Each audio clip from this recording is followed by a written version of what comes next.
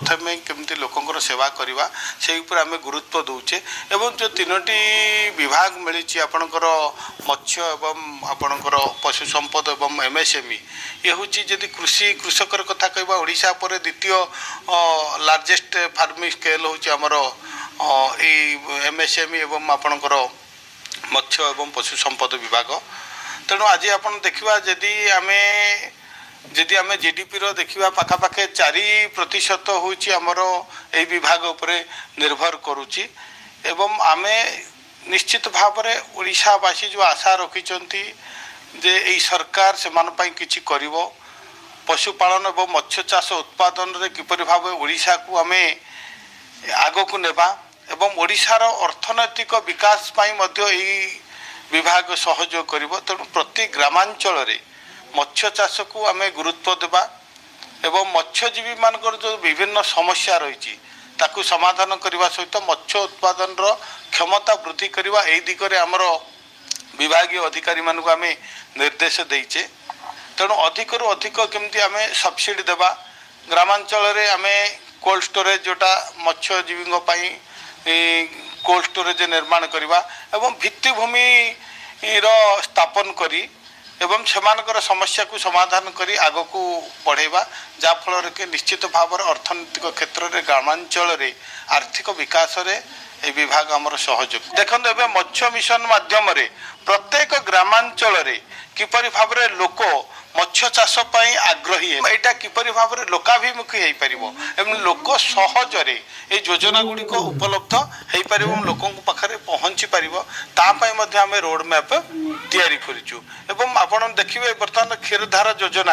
आपण मानकर जो बर्तमान रही गोकुल योजना क्षीरधार योजना आपण मानकर विभिन्न ग्रामांचल पशु मानकर चिकित्सा ब्राह्म्य चिकित्सा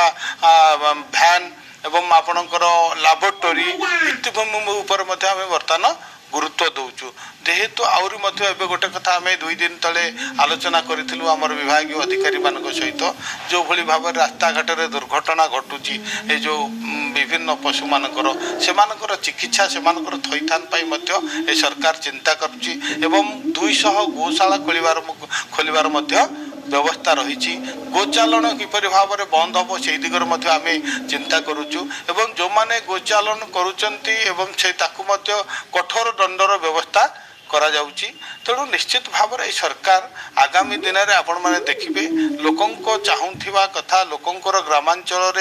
कृषि कृषकर विकास सहित गोपालन मत्स्य चाष एवं सर्वोपरि आम जो एमएसएमई हूँ आपण मानकर जदि देखा रप्तानी 40% हूँ एमएसएमई सेक्टर रु आमर हूँ तेणु एमएसएमई क्षेत्र में आत्मनिर्भर होगापाई प्रत्येक ग्रामांचल प्रत्येक ब्लॉक रे जिल्ला रे किपरि भाव में अणु एवं क्षुद्र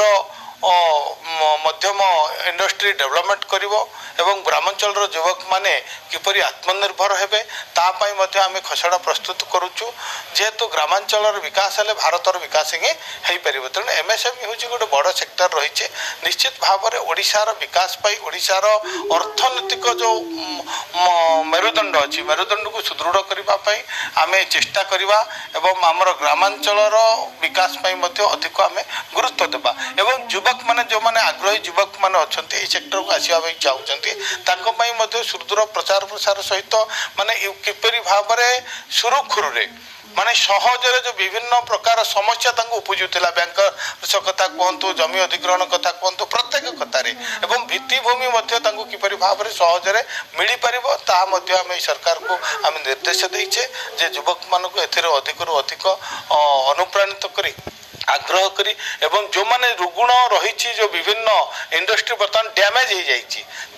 पुनरुद्धार करने आम चिंता करुचु जे किपरि भाव में जो कहीं से माने रुगुण हेले आपण मानकर समस्त एंटरप्रेन्योर सहित मु कथबार्ता करिछि एवं से माने तांकर विभिन्न समस्या जणैछंती जो शिल्पपति माने अछंती तांकर समस्या जणैछंती एवं एही दिगरे आम सरकार एवं आमर अधिकारी माने चिंता करुछंती हमर जोटा रही आमर दुग्ध बन्या मिशन माध्यम प्रति पंचायत रे जे आमे ताकू गोटे यूनिट करवा ଏବଂ ପ୍ରତି ଗ୍ରାମାଞ୍ଚଳରେ ମଧ୍ୟ ଆମେ ଲୋକଙ୍କୁ ପ୍ରୋତ୍ସାହନ କରିବା ଗୋପାଳନ ପାଇଁ ତା ପାଇଁ ମଧ୍ୟ ସବସିଡିର ଆମେ ବ୍ୟବସ୍ଥା କରିଛୁ ଏବଂ ସବସିଡି ବୃଦ୍ଧି କରିବା ପାଇଁ ମଧ୍ୟ ଆମେ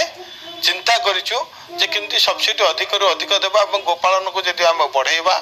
ଏବଂ ଆମର ଦୁଗ୍ଧ ବନ୍ୟା ମିଶନ ମାଧ୍ୟମରେ ତାକୁ ଆମେ ଆଗକୁ ବଢ଼େଇବା।